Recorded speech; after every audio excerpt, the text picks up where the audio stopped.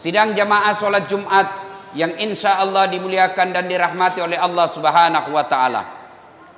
Apabila seorang muslim ditanya kepada dia, baik dia muslim yang taat maupun yang tidak taat, baik muslim yang soleh maupun yang salah, kalau dia ditanya, mau tidak kamu dapat rahmat Allah?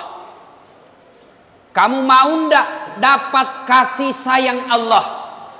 Mau tidak kamu dikasih oleh Allah apa yang kamu mau? Pasti jawabannya mau. Mau dia tukang judi, perampok, koruptor, pezina, pengedar narkoba, tidak sholat, peminum balok. Kalau ditanya mau tidak kamu dirahmati Allah? Pasti nak jawab, pasti mi mau. Cuma masalahnya, apakah semua yang mau mendapat rahmat Allah itu langsung dapat rahmat Allah? Saya kasih contoh. Buka pendaftaran PNS. Mau semua mau jadi pegawai. Buka pendaftaran polisi. Yang mau polisi semua mendaftar. Mau jadi tentara semua mendaftar. Tapi apakah semua yang mendaftar itu pasti diterima jadi polisi atau ASN? Mendaftar tentara pasti diterima. Apa semua diterima? Tentu tidak. Ada syaratnya kalau kau mau lulus. Ada nilai yang harus kau lakukan supaya kau bisa lulus. Demikian juga dengan rahmat Allah. Semua ingin mendapat rahmat Allah, tapi ada syaratnya. Apa syaratnya? Buka Al-Quran. Dalam surah Al-Baqarah ayat 18 Allah jelaskan. Bismillahirrahmanirrahim. Innal ladzina amanu wal ladzina hajaru wajahadu fi sabilillahi ulaika yarjuna rahmatallahi wallahu ghafurur rahim. Sadaqallahul adzim. Dalam ayat ini ada 3 syaratnya kalau mau mendapat rahmat Allah. Angka telu syaratna komelo koruntuk pak berena puangnya. Apa syaratnya? Yang pertama, innal ladzina amanu, harus beriman kepada Allah, iman sepenuh hati.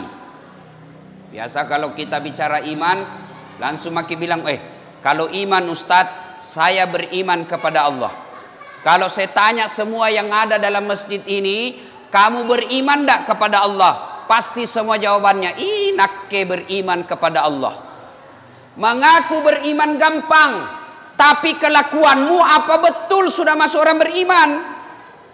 Kalau kau mengaku beriman kepada Allah, nanti di pengadilan, ketika kau di hadapan Qadhi Rabbul Jalil, pengadilan seadil-adilnya, tidak ada hakim pembohong, tidak ada hakim yang bisa disogok, tidak ada saksi yang bisa dipermainkan. Di akhirat nanti pengadilan seadil-adilnya. Maka Allah tanya kepadamu, kamu beriman tidak kepadaku? Mata pek kau galoria, kamu beriman kepadaku? Maka kita akan menjawab, saya beriman kepadamu ya Allah. Lalu Allah berkata, kalau kau beriman kepadaku, kenapa tiap Jumat selalu kau terlambat pergi masjid? Lihat maki, saya dari tadi dalam masjid ini. Andai saja 100 orang dalam masjid ini, paling 10 orang saja yang datang awal sebelum azan, selebihnya terlambat ngaseng. Itu mau beriman kepada Allah. 5 waktu tidak sholat, hari Jumat paling terlambat datang, paling cepat pulang, orang khutbah dia tidur. Apa kau sodorkan di hadapan Allah? Dengar, mohon maaf kate ngaseng. Kipa mau porang ngaseng apa? Dengar saudara-saudaraku yang selalu terlambat sholat Jumat. Asa sempaja Jumatmu, sah sholat Jumatmu, tapi kau sudah tidak dicatat dalam buku absennya malaikat. Dengar ini yang selalu terlambat sholat Jumat. Kamu sah sholat Jumatmu, sah, tapi kau sudah tidak ada dalam buku daftarnya malaikat. Jadi bayangkan kalau tiap Jumat kau terlambat, tidak ada namamu nanti di padang mahsyar ketika dicari mana ini yang salat Jumat. Apa susahnya kita datang lebih awal? Kalau anggota DPR terlambat mungkin sibuk menerima aspirasi. Kalau wali kota terlambat, ya mungkin banyak rakyat yang datang mengadu kepada dia. Kate pengangguran, terlambat kau lagi. Sudah rumahmu ngontrak-ngontrak, gajimu tidak jelas, penghasilanmu tidak nyata, terlambat kau lagi di dunia datang sholat Jumat. Apa yang kau andalkan? Kalau anggota DPR tahu orang kaya, kalumannya pejabat, banyak uangnya, tinggi jabatannya, terlambat masih ada harapannya, hebat di dunia. Kata miskin tomako, rumah kontrak-kontrak, tidak jelas gajimu, terlambat kau lagi di dunia. Ini yang disebut nanti miskin di dunia, sengsara di akhirat. Kalau kita miskin di dunia, tapi rajin jadi datang sholat lebih awal, insya Allah di akhirat kita bisa masuk surga. Kalau kita di dunia ngontrak-ngontrak, di dunia penghasilan tidak jelas, kita cuma jual-jual bensin botolan, kerja tak cuma tambal-tambal ban, tapi selalu kita datang lebih awal sholat Jumat, biar di dunia kita tidak nyaman, tapi di akhirat nyaman kok. Tapi yang banyak menderita di dunia, tidak jelas hidupnya, rumahnya kehujanan, banjir pula, banyak nyamuknya. Datang lagi sholat Jumat terlambat. Kalau dibilang sekali tidak apa-apa, tiap Jumat. Dan tidak malu itu. Lihat tanda-tandai mukanya ini Pak, yang terlambat. Itu juga nanti itu paling cepat pulang. Lihat maki. Lihat tanda itu dan Jumat begitu lagi tuh. Saudaraku, percayalah. Kalau dari kecil kau rajin pelihara sholat Jumat, hidupmu susah, bapakmu tukang beca, bapakmu pengangguran, tapi kalau dari kecil kau selalu pelihara sholat Jumat, Allah yang angkat derajatmu nanti. Kalau bukan bapakmu yang haji, kamu yang hajikan nanti bapakmu. Kalau bapakmu tidak punya rumah, kamu nanti yang belikan rumah bapakmu. Tapi kalau selalu kau terlambat sholat Jumat, apa yang Allah mau dengar? Apa susahnya awal Jumat? Kalau kita tahu Jumat jam 12, datanglah 15 menit sebelum jam 12. Orang masuk surga Pak bukan karena tidak ada dosa. Tapi ketika ditimbang amal tak, lebih berat kebaikan daripada kejahatan. Timbang pahala, ternyata karena selalu datang terlambat, sedikit timbangannya. Kan hadis menjelaskan, orang yang datang lebih awal sholat Jumat, dan dia duduk paling depan, pahalanya 1 ekor sapi. Makin belakang, makin kecil. Yang paling belakang dan ribut, tenang gak apa-apa. Jadi kalau datang ke hari Jumat, datang ke lebih awal. Nanti ditanya lagi kepada Allah, kalau kau beriman kepada aku, kenapa paling kau datang sholat Jumat pakai baju kaos? Baca itu surah Al-Jum'ah. Kau datang di masjidku, pakai kau pakaian yang indah, pakai kau parfum, sikat gigi kau, mandi kau dulu. Apa itu kita lakukan? Kalau mau pergi nonton di bioskop, baik, pakai parfum, pakai baju baru. Mau ketemu wali kota, pakai parfum. Kalau perlu pinjam baju baru, kalau pinjam mobilnya tetangga. Mau pergi ketemu Allah, pakaian seadanya. Njo kareng Allah Ta'ala, ia sareki nyawa, ia sareki kekayaan, ia sareki hidup, ia sareki jodoh. Masa ketemu Allah pakaian seadanya? Datang ki Pak minggu depan, datang lebih awal, mandi ki dulu, bawa ki uang-uang kecil untuk sedekahkan. Pakai ki baju yang bagus, sunnah pakai parfum, duduk paling depan. Kalau ikut kita lakukan, coba saksikan perubahan hidupmu 1 tahun yang akan datang. Tapi selalu terlambat, apa kiandalkan? Kalau kita beriman kepada Allah, mari Jumat yang akan datang, kita datang lebih awal, mandi ki dulu, salawat ki sambil menunggu azan. Kita pakai pakaian yang baik, bukan yang mahal, tapi pakaian sepantasnya. Pakai parfum, sikat gigi, itu semua sunnah. Nunggu azan kita salawat kepada Nabi minimal 100 kali. Kalau ini kita lakukan, masa Allah tidak dengar doa tak bos? Bagaimana hidupmu baik? Kita paling terlambat datang, paling cepat pulang. Apa yang Allah mau nilai?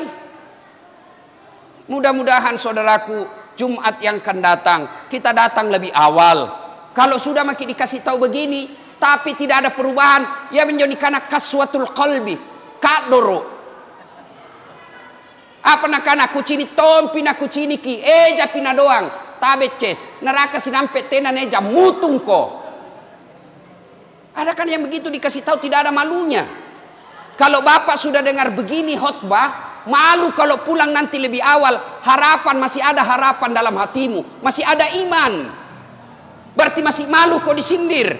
Tapi kalau sebentar assalamualaikum langsung kau lompat, apa nukir kucini tompi na kucini ki. Oh, itulah yang disindir dalam Al-Quran. Wa tawaun alaihim a anzartahum am lam tunzirhum la yu'minun. Kau sampaikan ayat Allah atau tidak, kau ceramai atau tidak, kau sampaikan penjelasanmu atau tidak, kau ceramai, la yu'minun. Mereka tidak akan beriman, bahkan mereka lebih hina dari binatang. Coba kambing. Itu kambing, Pak, kalau tidak ada suka di kandang, suka ganggu temannya, bawa pasar laku, Pak. Sampai di pasar tidak ada yang beli, potong, masih bisa dibagi-bagi dagingnya. Tapi kateh, pakai pelat talang, pabotoro, terlambat samban juma, pengangguran, jelek mukamu, mau kau di apa? Jual, siapa mau beli? Dipotong, siapa mau makan? Inilah yang disebut mereka lebih hina dari binatang. Mudah-mudahan Jumat yang akan datang, kalau kita mengaku beriman kepada Allah, datang lebih awal. Syarat yang pertama mendapat kasih sayang Allah, tu'minuna billah, beriman kepada Allah Subhanahu wa taala. Innal ladzina amanu wal ladzina hajaru. Syarat yang kedua, mereka berhijrah. Apa itu hijrah? Bukan sekedar pelihara jenggot. Apa itu hijrah? Bukan sekedar celananya jingkrang. Apa itu hijrah? Bukan sekedar bicaranya Arab setengah-setengah. Afwan, jazakallah, kaifa haluk ya akhi. Bukan sekedar itu. Apa itu hijrah? Memperbaiki diri. Yang tadinya kasar sama orang, menjadi lembut sama orang. Yang tadinya tidak sholat jamaah di masjid, mulai dia sholat jamaah satu-satu kali. Yang tadinya kurang ajar sama ibunya, mulai dia baik sama ibunya. Yang tadinya jahat sama teman kantornya, dia mulai sopan sama temannya. Itu hijrah. Orang yang berhijrah, sesungguhnya bahasa gampangnya, taubat menjadi lebih baik. Taubat bukan sekedar dosa saja. Kalau sekedar dosa kita taubat, maka Nabi mestinya tidak usah bertobat, tidak usah beristighfar. Padahal Nabi sekali beliau duduk 70 sampai 100 kali beliau istighfar. Nabi roh, apalagi kita. Yang ketiga, syarat kalau ingin mendapat kasih sayang Allah, wajahadu fi sabilillah, mereka berjihad di jalan agama Allah. Jihad itu tidak sekedar perang ke Palestina, tidak. Jihad itu amwal, anfus, dengan harta dan jiwa kita. Nih masjid kita nih, ini saatnya kita berjihad. Kalau orang-orang yang beriman, dia tidak akan pikir, kalau saya bantu 10 masjid, bagaimana nanti pembangunan rumahku? Orang beriman tidak akan pernah pikir rumahnya sebelum masjidnya bagus. Nabi pernah menjelaskan, saudaraku, kalau kau mau melihat tingkat keimanan suatu kampung, kalau diterjemahkan sekarang, kalau kau mau lihat imannya orang Mongin Sidi Baru, lihat masjidnya. Kalau masjidnya cantik, masjidnya cepat jadi, masjidnya makmur jamaahnya, baik imannya orang di situ. Sebaliknya kata Nabi, kalau kau mau lihat akhlaknya orang Mongin Sidi Baru, masuk kau di pasarnya. Kalau di situ banyak pedagang curang, kalau di situ banyak orang-orang yang tidak jujur, maka begitulah gambaran akhlaknya orang yang ada di situ. Maka lihat ini masjid. Kalau ini masjid cepat selesai, bagus imannya orang di situ. Tapi kalau lama diumumkan, mari saudara-saudara bangun masjid, bantu masjid, tidak jadi-jadi, berarti yang banyak di sini kiri galang. Ayo, waktu Nabi Isra Mi'raj, Nabi diperlihatkan ada orang yang menanam 1 biji. Ayo dia tanam biji, hebatnya begitu dia tanam biji langsung tumbuh. Hebatnya lagi langsung berbuah. Subhanallah, diambil buahnya, muncul buah baru.